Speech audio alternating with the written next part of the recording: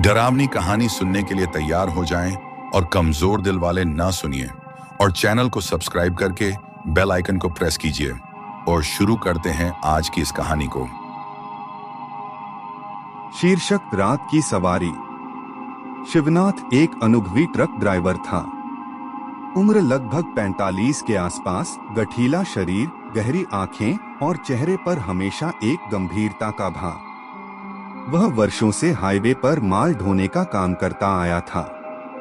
उसकी दुनिया छोटी थी, उसकी पत्नी मीना और 10 साल की बेटी गुड़िया। गुड़िया उसकी जान थी।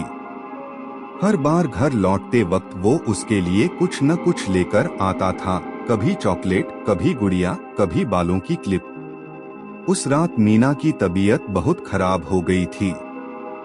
गांव में कोई अस्पताल नहीं था और डॉक्टर सिर्फ सुबह आता था। शिवनाथ बेहद चिंतित था। उसके पास एक और काम था, एक जरूरी माल की डिलीवरी जो अगली सुबह से पहले पहुंचनी थी। मालिक ने सख्त हिदायत दी थी, देर नहीं होनी चाहिए। गुड़िया को मीना के पास छोड़ने का उसका मन नहीं हुआ।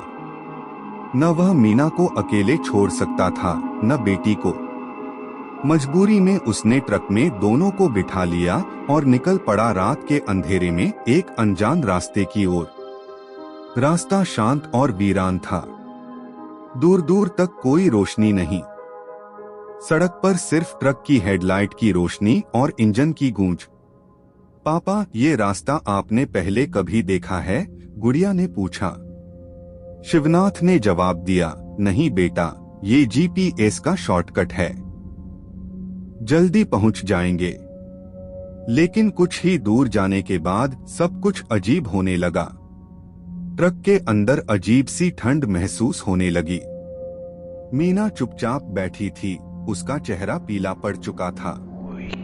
गुड़िया डर के मारे खिड़की के पास सिमट गई थी। अचानक एक मोड़ पर एक बूढ़ा आदमी रास्ते में खड़ा मिला। उसके कपड़े गंदे और पुराने थे, चेहरा झुर्रियों से भरा और आंखें बेहद डरावनी। बाबू, क्या तुम मुझे अगले गांव तक छोड़ दोगे? उसने पूछा। शिवनाथ को कुछ अजीब तो लगा, लेकिन इंसानियत के नाते उसने उसे ट्रक में बैठा लिया। वह आदमी चुपचाप पीछे बैठ गया, पर उसकी मौजूदगी से माहौल और भी भारी हो गया। गुड़िया धीरे से बोली, पापा, वो बाबा अजीब हैं।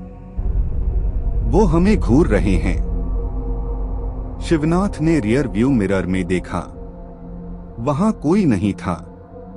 पीछे की सीट खाली थी। उसका दिल तेज तेज धड़कने लगा। उसने गाड़ी रोकी और पलटकर देखा, पीछे कोई नहीं था। मीना, तुमने देखा वो आदमी कहाँ गया? मीना कुछ बोल नहीं पा रही थी। उसकी आंखें खुली थीं लेकिन होश गायब था। तभी ट्रक की लाइट अचानक बंद हो गई। इंजन खुद ब खुद बंद हो गया। घुप अंधेरे में शिवनाथ ने देखा, सामने एक पुराना खंडहर था, जिसके ऊपर एक बोर्ड टंगा था, स्वर्गपुर स्वागत है। शिवनाथ ने ऐसा कोई गांव पहले नहीं सुना था। जीपीएस बार बार यही लोकेशन दिखा रहा था, जैसे कोई उसे वहीं ले जाना चाहता हो। गुड़िया की चीख से उसका ध्यान टूटा। पापा, कोई दरवाजा खटखटा रहा है। ट्रक के दोनों साइड से खटखटाहट होने लगी, जैसे कई लोग ट्रक को घेर चुके हों। शिवनाथ ने बाहर झांकने की कोशिश की, लेकिन कुछ दिखाई नहीं दिया, बस धुंध और काले साए। तभी ट्रक के रेडियो से एक पुराना गाना बजने लगा, गाड़ी बुला रही है, सीटी बजा रही है। लेकिन रेडियो बंद था। अब शिवनाथ को यकीन हो गया कि ये कोई सामान्य जगह नहीं है। उसने ट्रक स्टार्ट करने की कोशिश की, लेकिन ट्रक ने चलने से इनकार कर दिया। अचानक मीना की सांसें तेज हो गईं। उसने कांपती आवाज में कहा, ये वही जगह है जहां वो हादसा हुआ था 15 साल पहले। एक ट्रक, एक बाप और उसकी बेटी, दोनों की मौत हो गई थी। शिवनाथ ने डरते हुए पूछा, तुम्हें कैसे पता? मीना की आवाज बदल चुकी थी, अब वो उसकी पत्नी की नहीं, किसी और की थी, क्योंकि मैं वही बेटी हूँ। और अब तुम्हारी बारी है। मीना का चेहरा बदल चुका था, आंखें काली, चेहरा विकृत। गुड़िया बेहोश हो गई थी। ट्रक की खिड़कियां अपने आप खुलने लगीं और ठंडी हवा अंदर आने लगी।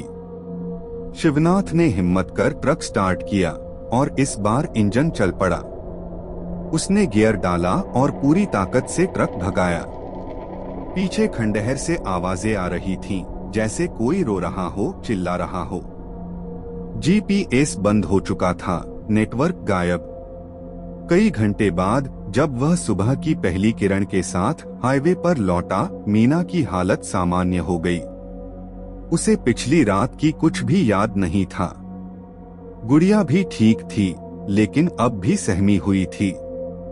उसने एक बात कही जो शिवनाथ कभी नहीं भूला, पापा, वो बाबा अब भी हमारे ट्रक के पीछे बैठे हैं।